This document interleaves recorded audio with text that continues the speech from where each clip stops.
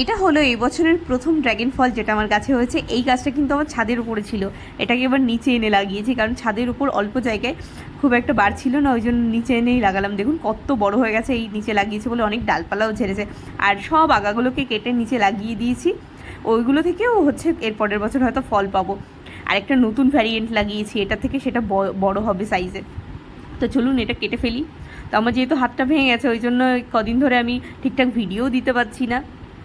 তো কী সুন্দর হয়েছে, আর আমার ড্র্যাগন ফলগুলো এত মিষ্টি, পুরো চিনির মতো মিষ্টি। আর এর পরে যে ড্র্যাগন ফলগুলো হবে সেগুলো না আরও মিষ্টি হবে, আরও বড় হবে।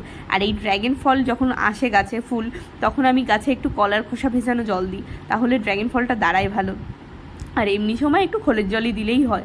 তা আপনারা এইভাবে লাগিয়ে দেখবেন, আর এইভাবে হচ্ছে একটু পরিচর্যা করলেই হয়ে যাবে, খুব একটা পরিচর্যার প্রয়োজন হয় না। তো চলুন টেস্ট করে দেখি। এটা খেতে এত টেস্টি ছিল।